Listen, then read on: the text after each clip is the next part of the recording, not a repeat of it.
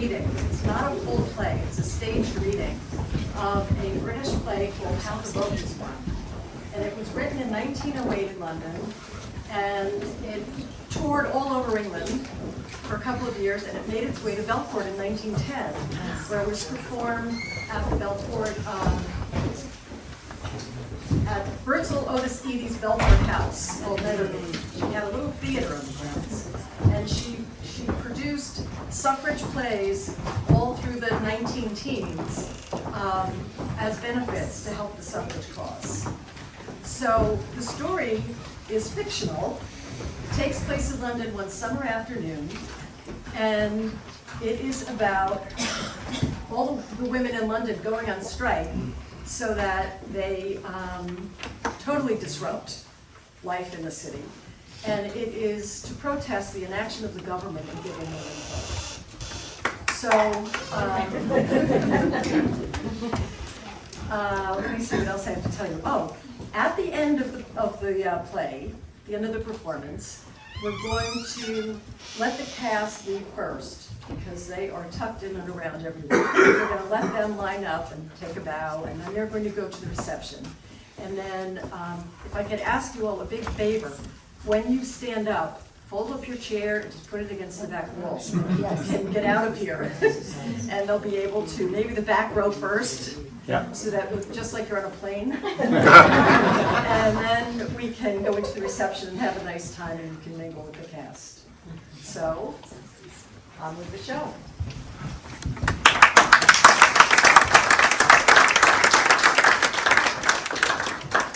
My lords, ladies and gentlemen, good evening and welcome.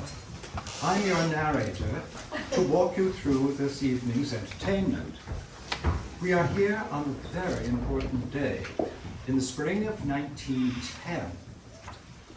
And we have traveled to the Brixton neighborhood of London, to the home of Horace and Ethel Cole. Horace Cole should be home any time now from the House of Commons, where he is a clerk, as you folks call it out here. His devoted wife, Ethel, is entertaining her sister, Winifred. And Winifred is a leader in the National Women's Social and Political Union. And now, for your entertainment and edification, we offer you How the Vote Was Won.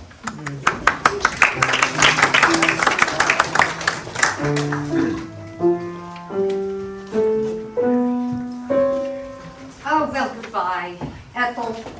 It's a pity you won't believe me. I wanted to let you and Horace down gently, or I shouldn't be here. But you're always prophesying these dreadful things, and nothing ever happens. Do you remember the time you tried to invade the House of Commons from submarine boats? Horace did laugh when he read in the papers that you had landed by accident on the Horbus Bread Company's wharf. Oh, where's my bread? By accident on purpose, Horace said. He couldn't stop laughing all the evening. What price your sister Winifred, he said. She asked for the vote and they gave her bread. He kept on. You can't think how funny he was. Oh, but I can. I know my dear brother-in-law's sense of humor is his strong point. Well, we must hope it will bear the strain that is going to be put on it today. Of course, when his female relations invade his house, all with the same story, I've come to be supported, he may think it excruciatingly funny. One never knows. Winnie, you're only teasing me. They would never do such a thing. They must know that we have only one spare bedroom, and that's to be let for money, once we can afford to furnish it.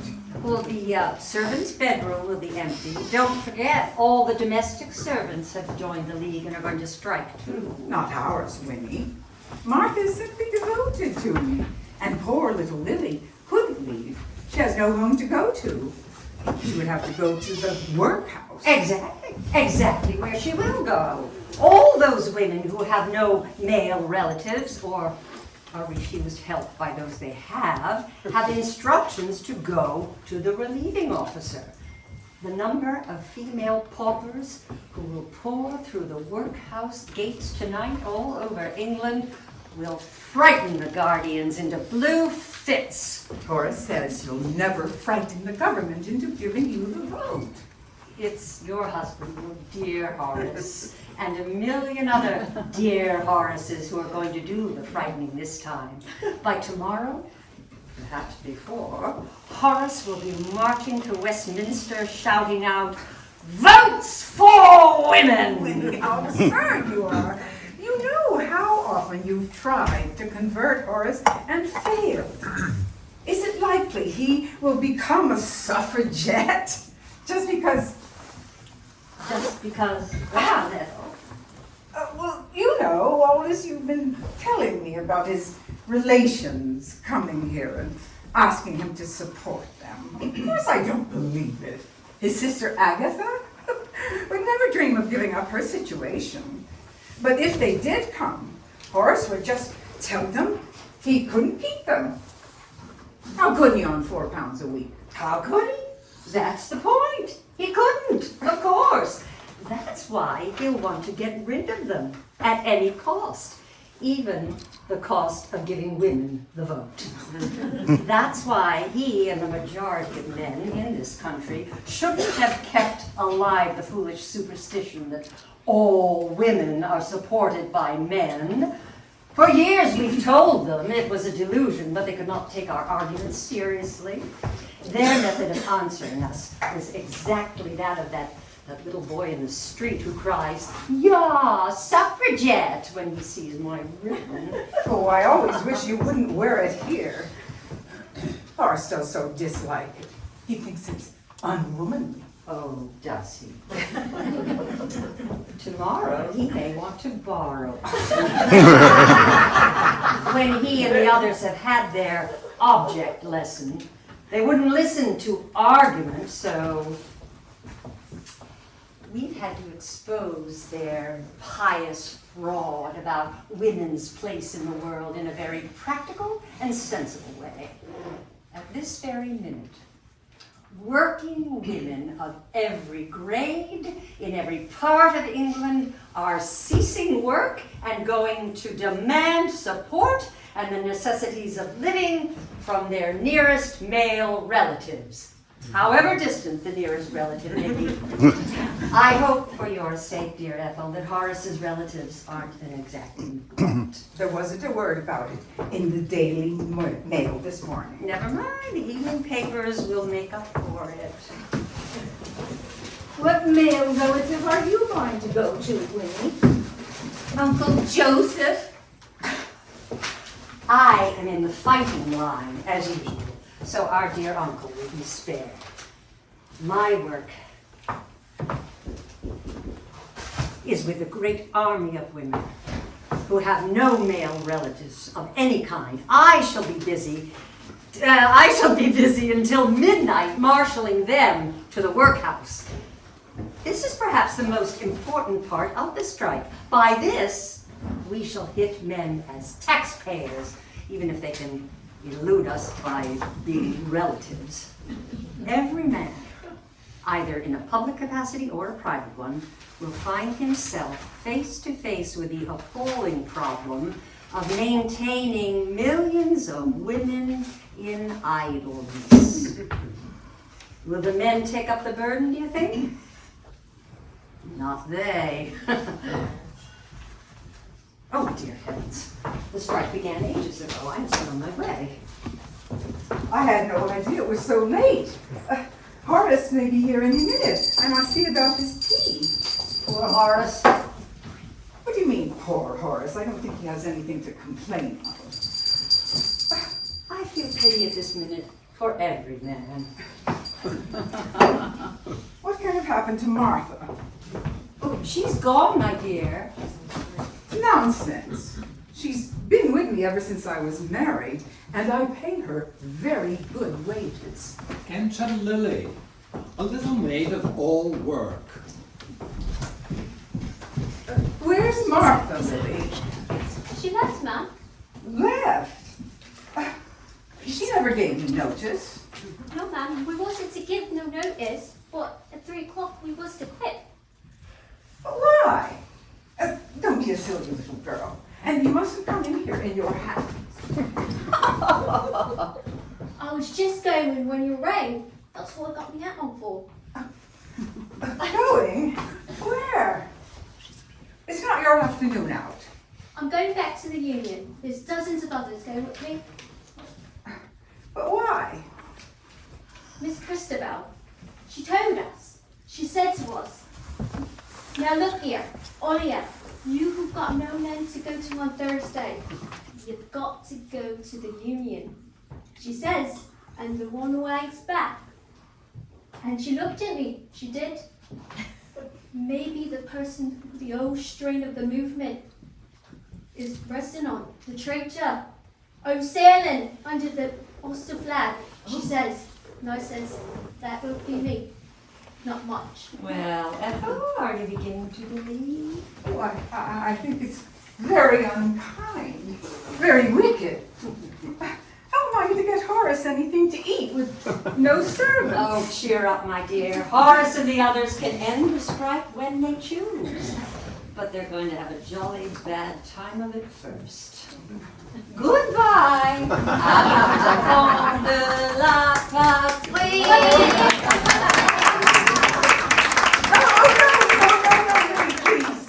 Please don't go. Or at any rate, bring up the tea kettle first, please. Oh, and the chops. Oh, and the frying pan. Then I think I can manage.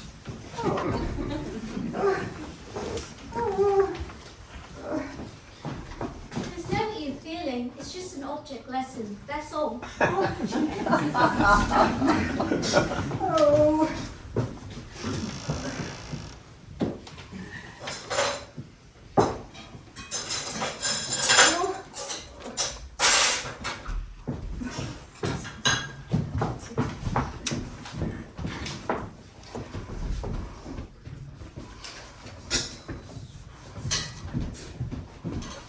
Hey, y'all, it's the best I can do. You see, Mom, I've got to be recognised by the state. I don't think I'm a criminal, nor a lunatic, not to be treated as such.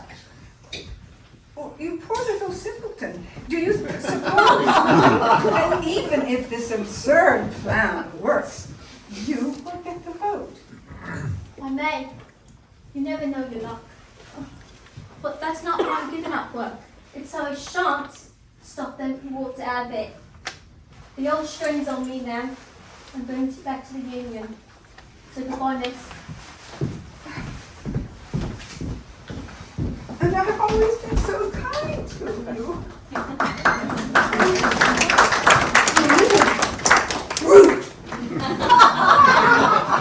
What will Horace say?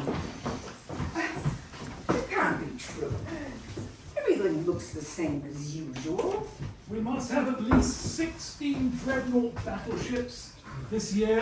Don't get them, old chap, unless you expect the blooming colonies to pay for them. Here's Horace and Gerald Williams. Enter Horace Cole, an English master in his own home, and Gerald Williams, a smug young man, stiff with self-consciousness. So I hope Horace hasn't asked him to tea. You're back early, aren't you, Horry? How do you do, Mr. Williams? How do you do, Mrs. Cole?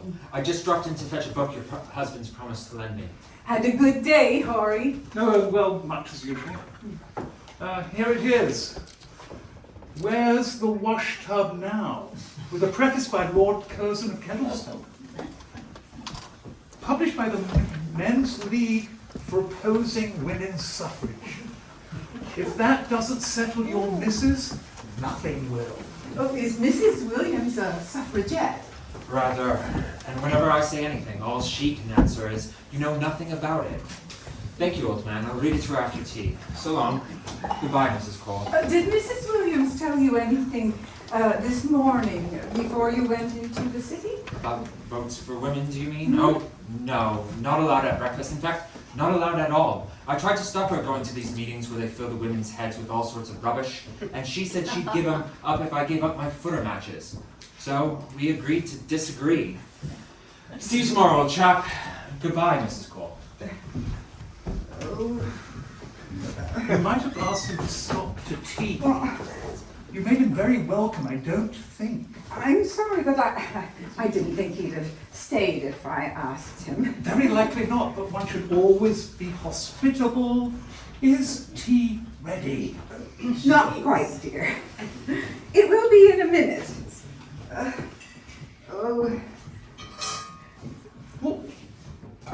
What on earth is all this? Nothing. I only thought I would cook your chop for you today. Here today, just for fun. I really think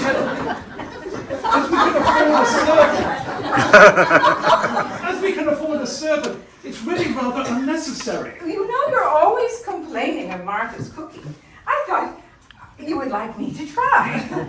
My dear child, it's very nice of you, but why not cook in the kitchen? Oh, Why not cook in raw meat in the sitting room? sorry.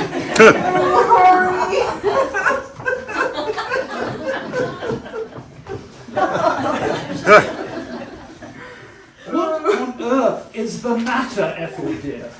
Don't be so hysterical. If you knew what it was like to be completely wrung out every day at work and be worried like this, I'll simply ring for Martha and tell her to take away these beastly chops. They're getting on my nerves. Martha's gone. When? Why? Did you have a row? I suppose you had to pay her a month's wages. It's not you who can afford it anyhow. Don't I pay Martha out of my own money? Do you call it ladylike to throw that in my face? I'm not throwing it in your face. But as it happens, I didn't pay her anything. She went off without a word. And Lily's gone too.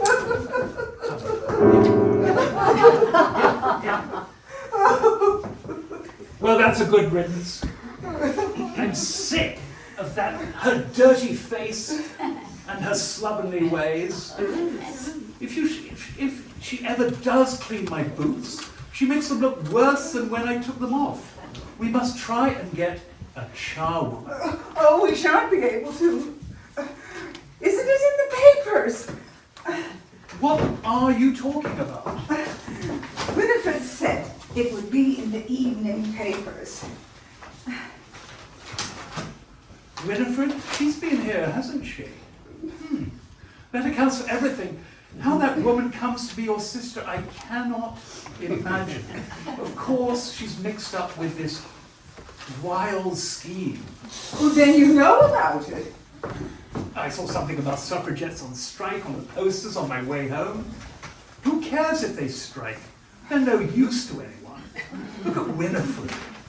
What does she ever do except go around making speeches and kicking up a row outside the House of Commons until she forces the police to arrest her?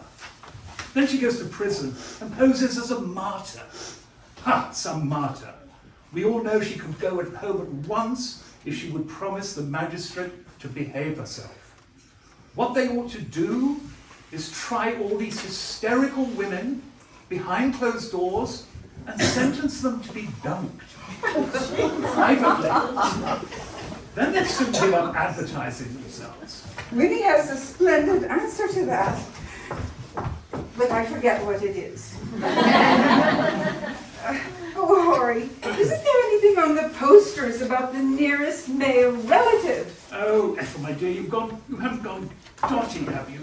When you've quite done, thank you.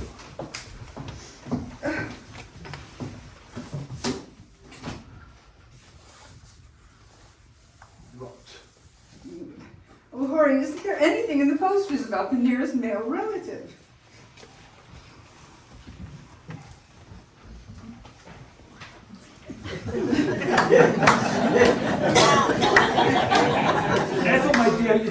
Dotty, have you? When you're quite done with my chair, thank you. Winnie said not only are all the working women going to strike, but they're going to make their nearest male relatives support them. Right. I thought how dreadful it would be if your sister Agatha came. Or that cousin of yours on the stage, whom you won't let me know. Or your Aunt Lizzie. Oh, Martha and Lily have gone to their male relatives. At least, Lily's gone to the workhouse. Oh, it's all the same thing. Why shouldn't it be true? Oh, look, Horace. There's a cab. Oh, with luggage. Oh, what shall we do? Oh, don't fuss. I'm sure it's stopping next door. No. Not here at all. No, it's here. Come back. You can't open the door yourself. It looks like we can't afford a servant. Enter Agatha. Agatha is a weary-looking woman. It is Agatha's. And such a big box. Where can we put it? How do you deal with this? Dear Ethel, you're not looking so well as usual, dear.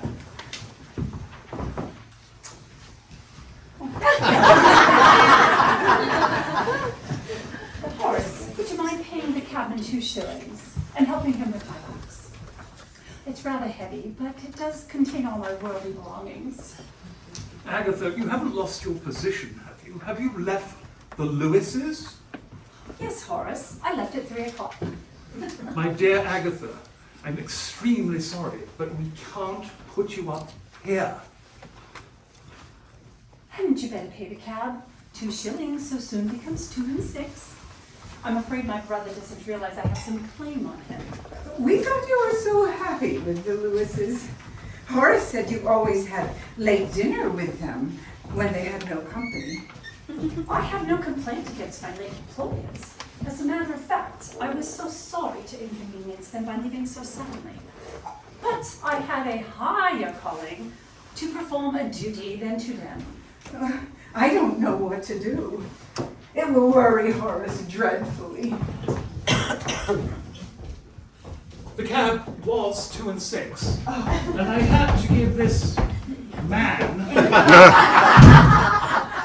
tuppence to help me in with this Noah's Ark. Now, Agatha, what does this mean? Surely in your position, it was extremely unwise to leave the Lewises. You can't stay here. We must make an arrangement. Any arrangement you like, dear, as provided you support me. I support you. As my nearest male relative, I think you are obliged to do so. If you refuse, I must go to the workhouses. But why can't you support yourself? You've done it for years. Yes, ever since I was 18. Now, I'm going to give up work.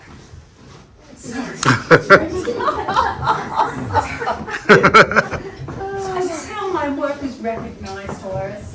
Either my proper place is in the home, a home provided for me by some dear father, brother, husband, cousin, or uncle, or I am a self-supporting member of society who ought not to be shut out by the rights of citizenship. All this sounds like you've become a suffragette. And Agatha, I always thought you were a lady. Yes, I was a lady. Such a lady that at 18 I was thrown upon the world, penniless, with no training whatever which fitted me to earn my own living. When women become citizens, I believe that daughters will be given the same chances as sons, and such a life as mine will be impossible. Women are so illogical. What on earth has all this to do with your planting yourself on me in this inconsiderate way? You put me in a most unpleasant position. You must see, Agatha, that I had the means to support a sister as well as a wife. Couldn't you go to some friends until you find another situation? No, Horace. I'm going to stay here with you. Oh, indeed, for how long, if I may ask? Until the bill for the removal of the sixth disability is passed. Nonsense, I shall not keep you. And I won't. I've always tried to do my best by you. Barely a week goes by that I don't write to you. But now that you have deliberately thrown up your excellent situation as a governess and come here and threatened me, in my own home, I think it's time to say that sister or no sister, I shall be master in my own house. Enter Molly, a good-looking girl, about 20. John, hello, Uncle Horace. Is that Aunt Aggie? How do you do? I haven't seen you since I was a kid. Well, what have you come here for? What have you come here for? Is it calling welcome to the Louise? You know perfectly well, Molly, that I disapprove of you in every way. I hear, I've never read it, of course, that you wrote a most scandalous book. You live in lodgings by yourself, when if you chose, you could afford some really nice, refined boarding house. You have most undesirable acquaintances, and altogether...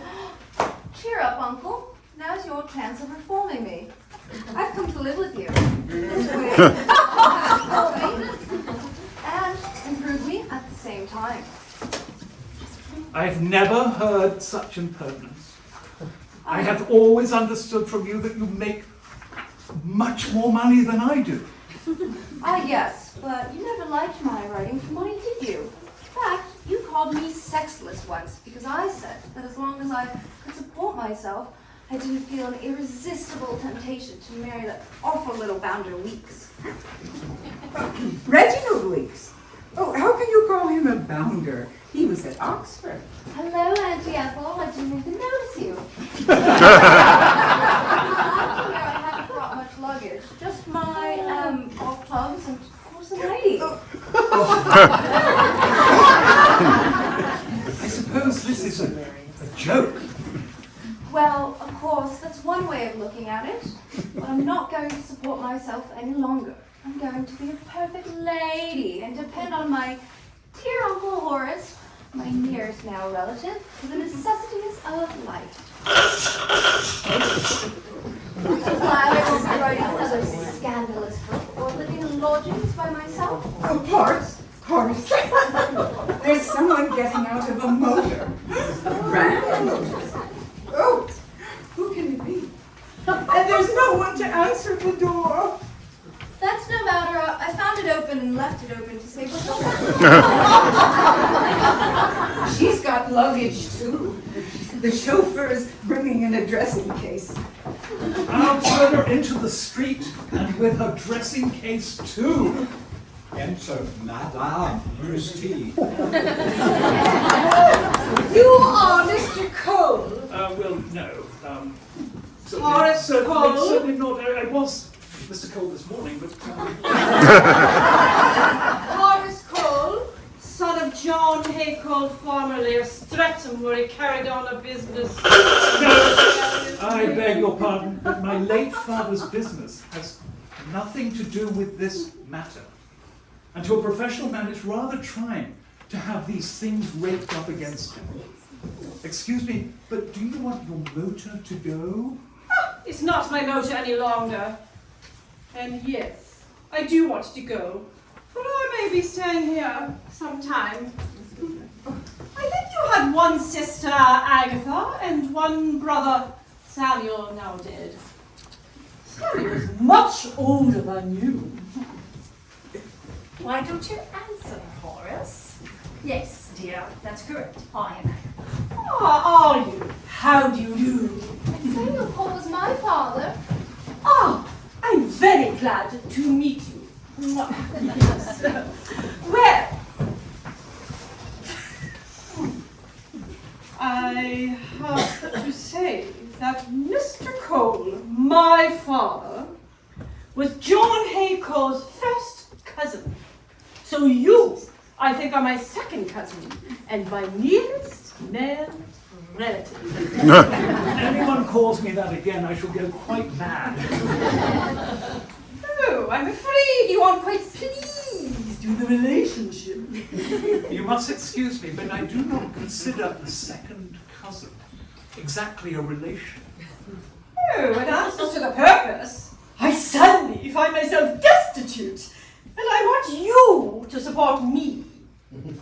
I'm sure you would not like a coal to go to the workhouse.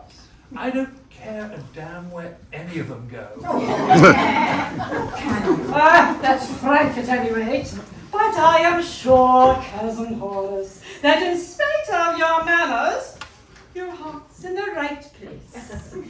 You won't refuse me board and lodging until Parliament makes it possible for me to resume my work. My dear madam, do you realise my salary is £3.10 a week, and that my house would hardly hold your luggage, much less you. Oh, then you must ascertain.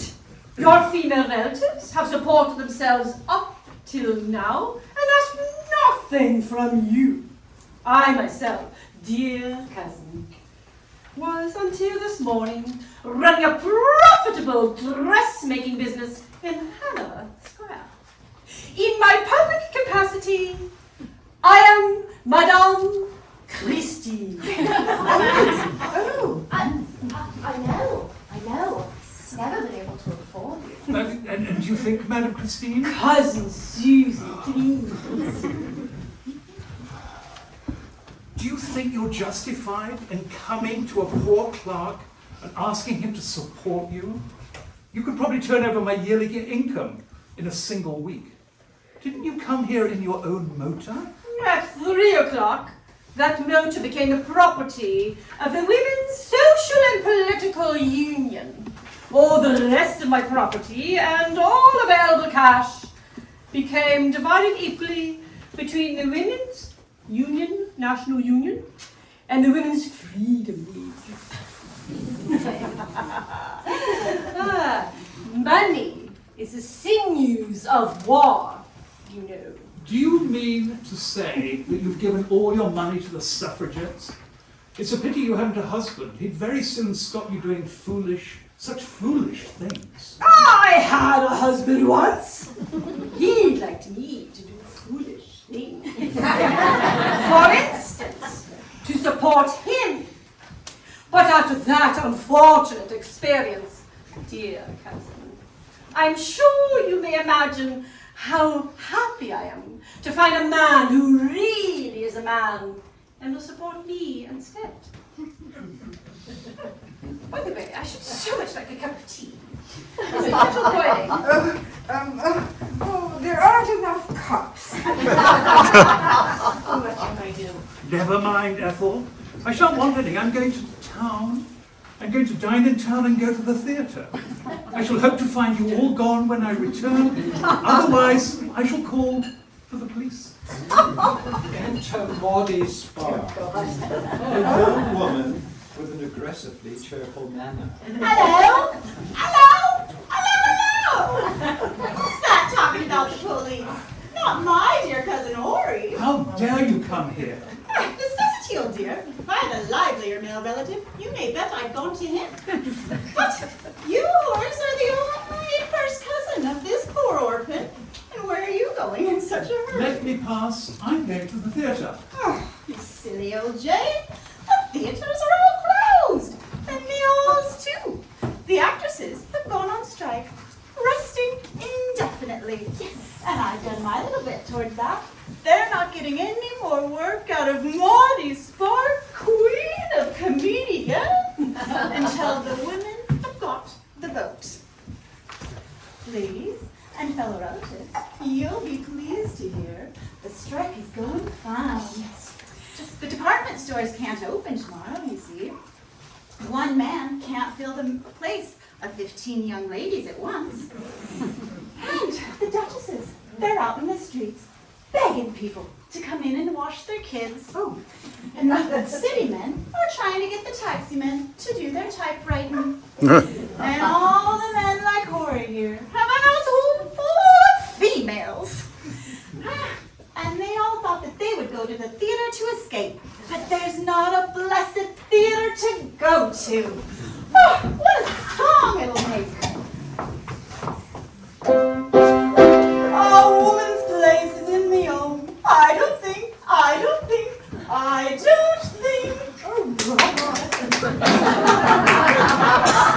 Even if this is not a plot against me personally, even if there are other women in London at this minute disgracing their sex. Come off it. What are you gonna do? Threatening your womankind with the police and the workhouse? I was not addressing myself to you. Why not, Horace? She's your cousin.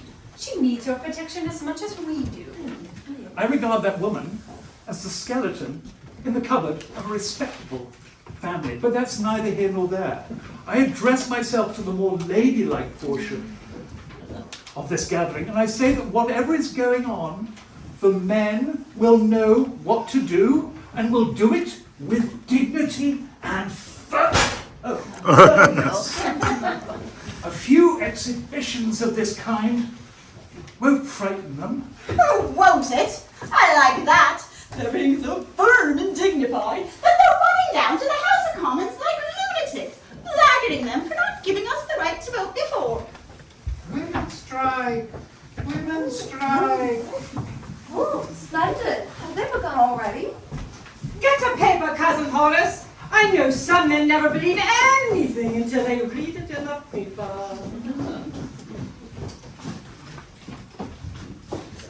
Extra special, great strike of women, women's strike, theaters closed. Extra special edition Star, new, 6:30 edition, Oh. women's strike. You see, since this morning, suffragettes have become women. Dear boy, paper. Extra special Star, men position the government, votes for women, extra special. It's Aunt Lizzie. Yes, Elizabeth. Reading of that Dear, oh dear, that's right. Where's Horace? Out. Just as well we can speak more freely. I'm sorry I'm late, but animals do so hate a move. It took them forever to understand the strike. But I think they'll be very comfortable here. You do love dogs, don't you, Ethel? Not Ponto. He always growls at me. Clever dog. He knows you don't sympathize with the cause. Oh, but I do, Aunt. Only I've always said that as I was happily married, I thought it had very little to do with me. You changed your mind about that today, I should think. What a day it's been. We never expected everything would go so well. They say the bill's to be rushed through at once. Absolutely. No more broken promises, no more talking out. Deeds, not words, at last. Seen the papers? Oh, yes. Seen the papers. The press are not boycotting us today, my dears. The boy who sold them to me put the money back into Ponto's collecting box. That dog must have made £5 for the cause since this morning. Oh, do listen to this. It's too splendid. Women's strike latest, Messer Lyons and Company tea shop. By special arrangement with the War Office, the places of the defaulting waitresses will be filled by the non-commissioned officers and men of the 2nd Battalion Coast Guards. Business will therefore be carried on as usual. What do you think of this? Latest intelligence. It is understood that the naval volunteers have been approached by the authorities with the object of inducing them to act as charwomen of the House of Commons. Oh, dear, read then what the Star says. The queue of women waiting for admission at Westminster Workhouse is already 1.5 miles in length.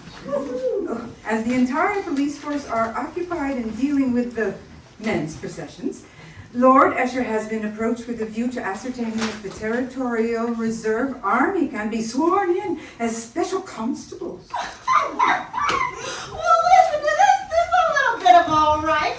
Our special representative, calling upon the Prime Minister with the object of ascertaining his views on the situation, was informed that the right and honorable gentleman was unable to receive him as he was busy making his bed with the assistance of the boot boy and the Foreign Office. Oh, the Prime Minister, always unwilling to receive people, you see. Well, I bet he's sorry he didn't receive us today. Now everyone's putting on the blame to him. It's extraordinary how many men, and newspapers too, have suddenly found out that they've always been in favor of women's suffrage. That's the right attitude to have, you see.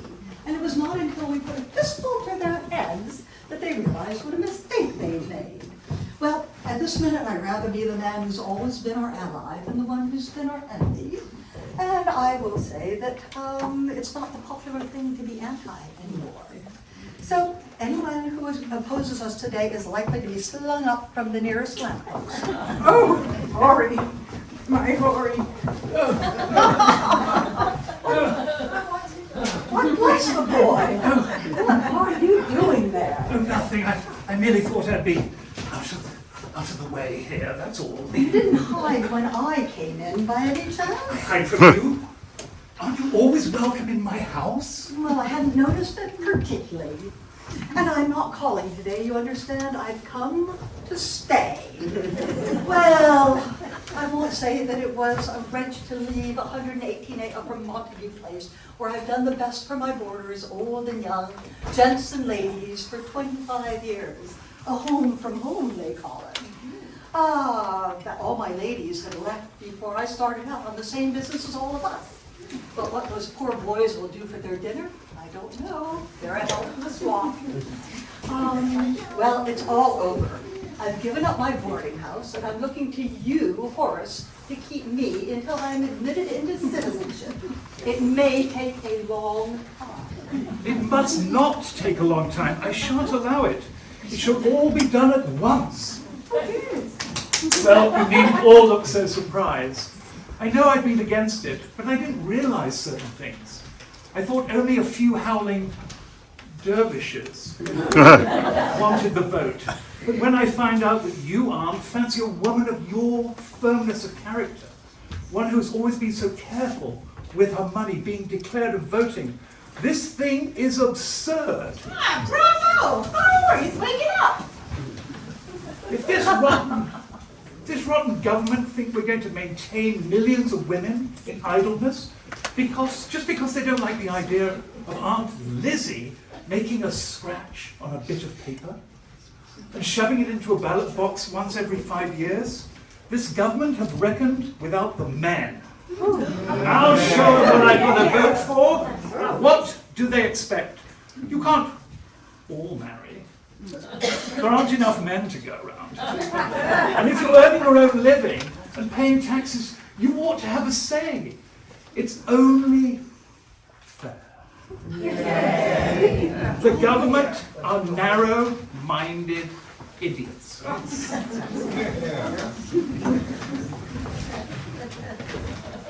They talk as if all the women ought to stay at home washing and ironing.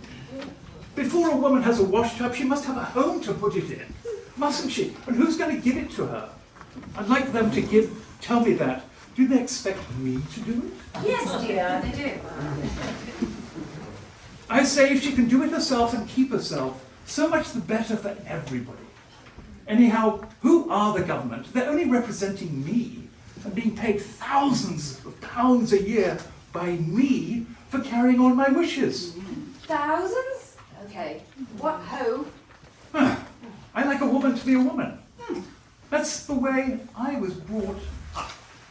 But if she insists on having a vote, and apparently she does, I don't see why she shouldn't have it. Many a woman came in here at the last election and tried to wheedle me into voting for her particular candidate. If she has time to do that, and I never heard the members say then that she ought to be at home watching the baby, I don't see why she hasn't the time to vote. It's neither taken up much of my time or interfered with my vote. I've only voted once in my life. But that's neither here nor there. I know what the vote does for me. It gives me a status. Yes, yes. That's what you women want, a status. Of course. I might even call it my right to be heard. A locus standi. That's a good word. If I go now and tell these rotten cabinet ministers what I think of them, it's my locus standi. That will force them to listen to me. Oh, I know, and by gum, I'll give them a bit of my mind. They shall hear a few home truths for once. Gentlemen, I shall say. Gentlemen, the men of England are sick and tired of your policy. Who has driven the women of England into this? You have. Because you were too stupid to hear that the women meant business. Because you couldn't read the writing on the wall. Gentlemen, conditions have changed. And women have to work. Don't men encourage them to work, invite them to work?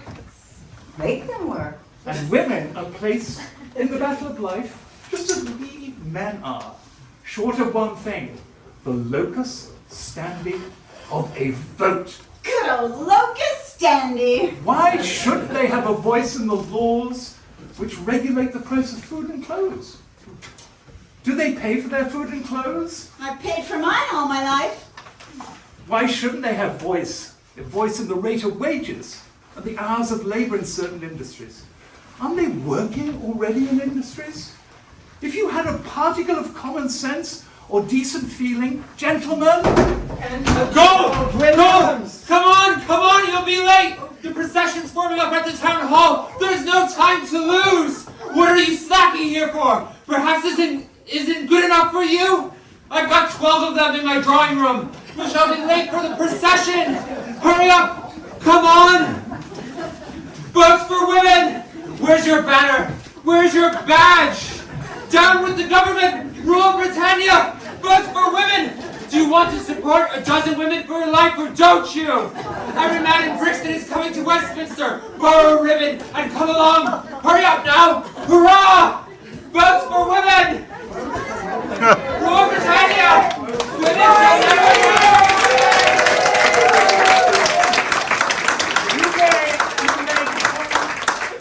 All of you, to see justice done. Because when you want a thing done, get a man to do it.